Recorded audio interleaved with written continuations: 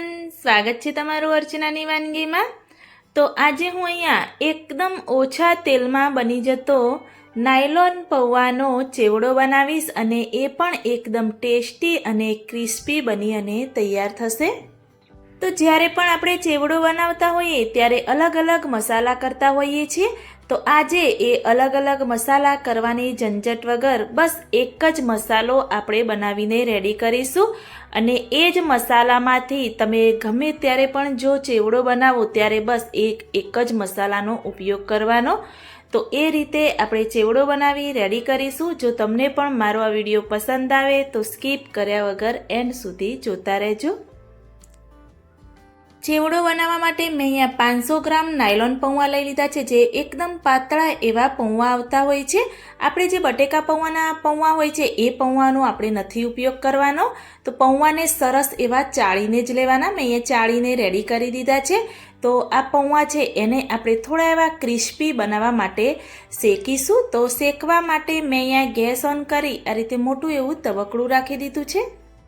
શેકતી વખતે આપણે ગેસની ફ્લેમ છે એકદમ મીડિયમ રાખવાની છે અને આ રીતે વધારે પૌવા હોય એટલે મોટું એવું વાસણ તમે લેશો એટલે શેકવામાં પણ આપણને સરળતા રહેશે।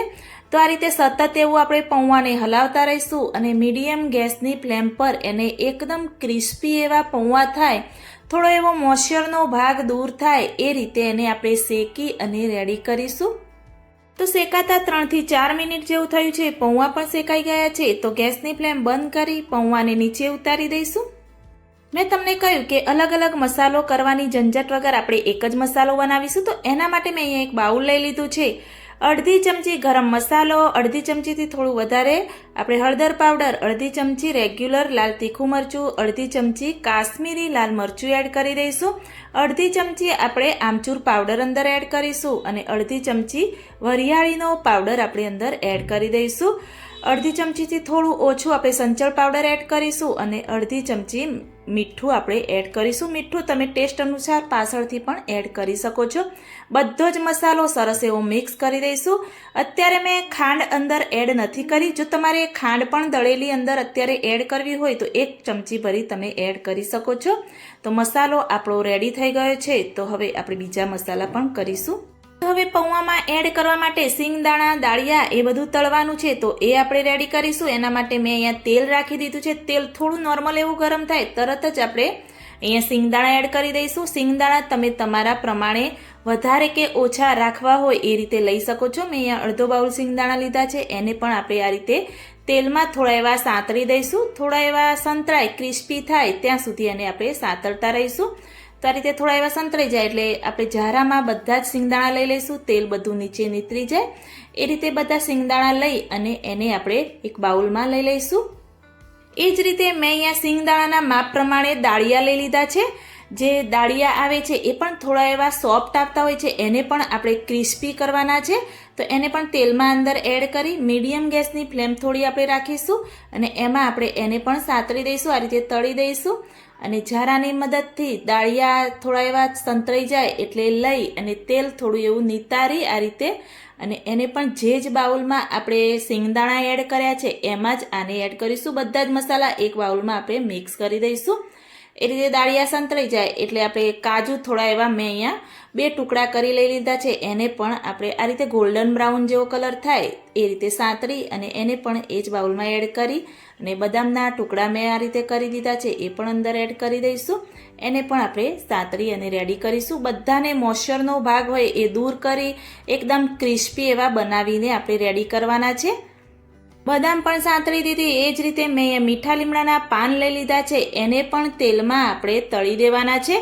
એને પણ એકદમ ક્રિસ્પી એવા બનાવવાના છે। થોડા એવા ક્રિસ્પી થાય ત્યાં સુધી એને આપણે અંદર તળી દેવાના। તો બધા જ મસાલા છે એકદમ ક્રિસ્પી બનાવી તળી અને રેડી કરવાના।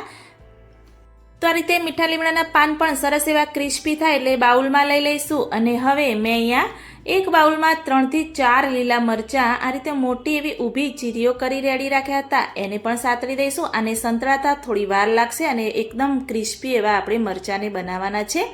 સોફ્ટ ન રહી જાય એનું પણ ધ્યાન રાખવાનું। તો તમે જોઈ શકો છો એકદમ ક્રિસ્પી એવા મરચાં થઈ ગયા છે।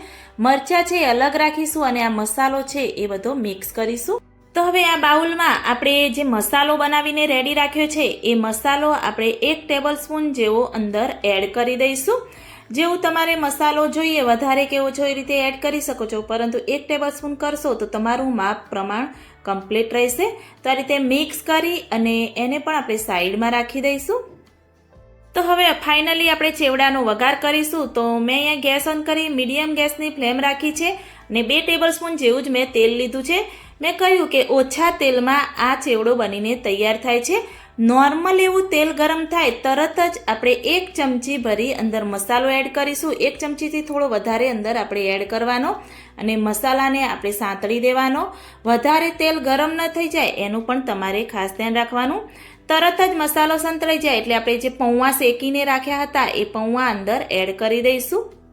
તો આ રીતે તરત જ ચમચાની મદદથી મસાલામાં પૌવા મિક્સ થઈ જાય અને સરસ એવો કલર બેસી જાય એ માટે આપણે તરત એને મિક્સ કરતા રહીશું. થોડું એવું મિક્સ થાય એટલે જે મરચાં આપણે અલગ રાખ્યા હતા સાંતળેલા એ એડ કરીશું.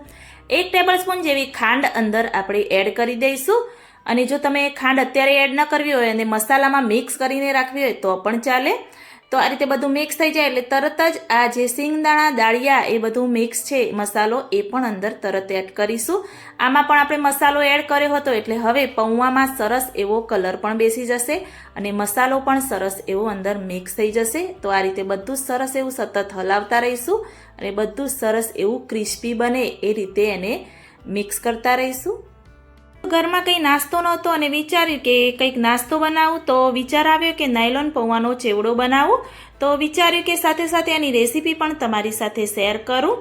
તો સરસ એવું તમે જોઈ શકો છો કે પૌવામાં બધો જ મસાલો મિક્સ થઈ ગયો છે. તો ચેવડો આપણો બનીને રેડી થયો છે. તો ગેસની ફ્લેમ આપણે બંધ કરી દઈશું અને ચેવડાનું જે બાઉલ છે એને નીચે ઉતારી સર્વિંગ બાઉલમાં લઈ લઈશું. જો તમને પણ નાયલોન પૌવાનો ચેવડો ભાવતો હોય તો મારી આ રેસીપીથી એકવાર ચોક્કસથી ટ્રાય કરજો. ખૂબ જ એવો ટેસ્ટી ખાટો મીઠો ચેવડો બની અને તૈયાર થાય છે. અને કોને કોને નાયલોન પૌવાનો ચેવડો ભાવે છે એ પણ મને કમેન્ટમાં જરૂરથી બતાવજો. તમે જોઈ શકો છો કે એકદમ ક્રિસ્પી એવો આપણો ચેવડો બનીને તૈયાર થયો છે. જો તમને પણ મારી આ રેસીપી સારી લાગી હોય તો મારી ચેનલને લાઇક શેર કમેન્ટ કરજો. મળીએ કોઈ એક નવા વિડીયો સાથે નવી માહિતી સાથે. ત્યાં સુધી બાય.